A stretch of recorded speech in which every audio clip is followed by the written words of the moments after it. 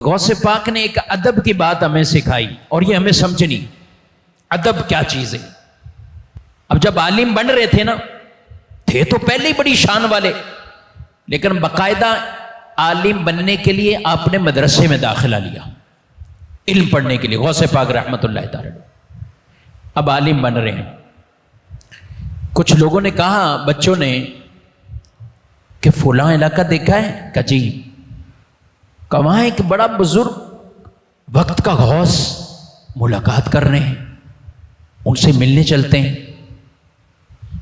تو ایک بچے نے کہا، طالب علم نے، کہ میں جاؤں گا، ذرا دیکھتا ہوں، بڑا غوث بنا ہوا ہے وقت کا، میں ان سے جا کے کچھ باتیں پوچھوں گا، پھر پتہ لگے گا وہ ہے کیا۔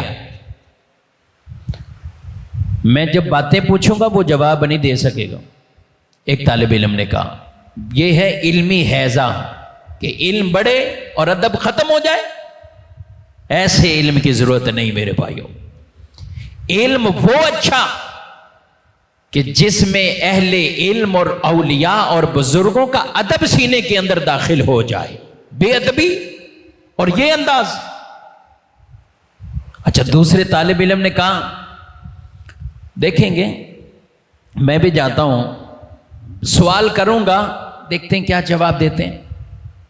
یہ نہیں کہا کہ جواب نہیں دے سکیں گے، یہ کہا دیکھتے ہیں کیا جواب دیتے ہیں۔ تو حضور غوث پاک عبد القادر جیلانی سے انہوں نے پوچھا کہ آپ کس لیے جا رہے ہیں؟ تو آپ فرمانے لگے کہ میرے دل میں تو صرف ایک ہی نیت ہے کہ وہ اللہ کا نیک بندہ ولی مشہور ہے، میں زیارت کے لیے جا رہا ہوں، بس میرے دل میں اور کچھ تھے۔ آپ بھی اس وقت اسی مدرسے کے طالب علم اور عالم بن رہے ہیں، کہ میرے ذہن میں تو صرف یہ ایک زیارت کرنے جاتا ہوں۔ اللہ اکبر۔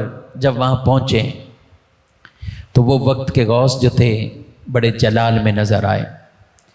انہوں نے اس طالب علم سے کہا کہ تو یہ سوچ کر آیا ہے کہ ایسی بات پوچھوں گا انہیں علم نہیں ہوگا؟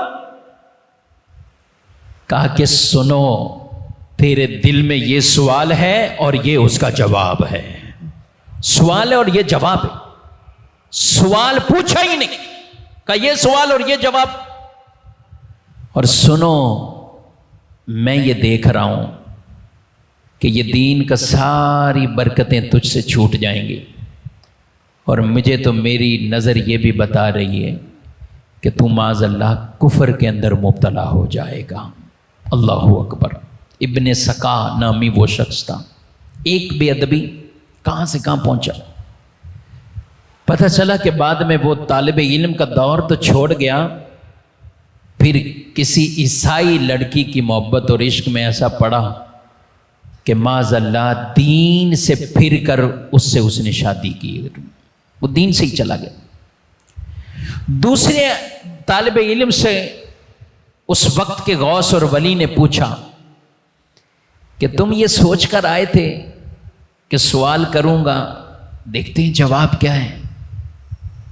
کہا کہ تمہارا سوال یہ ہے، جواب یہ ہے، لیکن میں دیکھ رہا ہوں تم بھی ایک وقت آئے گا، یہ دین کہ یہ علم تم سے چلا جائے گا اور دنیا داری میں تم پڑ جاؤ گے، تم دنیا داری میں پڑو گے۔ اور پھر غوث پاک عبد القادر جیلانی رحمۃ اللہ علیہ کی طرف دیکھا اور کہا کہ بیٹا، میری نگاہ یہ بتا رہی ہے کہ ایک وہ وقت آئے گا کہ جس وقت تم ممبر پر بیٹھ کر یہ اعلان کرو گے کہ میرا قدم ساری ولیوں کے گردنوں پر ہے۔ ان کی نیت اچھی تھی، ادب کا پہلو تھا۔ بیٹا ایک وقت آئے گا تم یہ اعلان کرو گے، اور پھر وہ وقت آیا، میرے اور آپ کے غوث نے یہ اعلان کیا، قدمی ہذہ علی رقبۃ کل ولی اللہ، میرا یہ قدم سارے ولیوں کی گردنوں پر ہے۔ اور ولیوں نے اپنی گردنوں کو جھکایا، اور خواجہ غریب نواز رحمۃ اللہ تعالی علیہ نے آپ نے عاجزی کا اظہار کرتے ہوئے دور سے آپ نے سن بھی لیا اور پکارے کہ حضور، آپ کا قدم علی راسی وعینی، میرے سر پر، میری آنکھ پر آپ کا قدم شان والا ہے، صرف گردنوں پر نہیں۔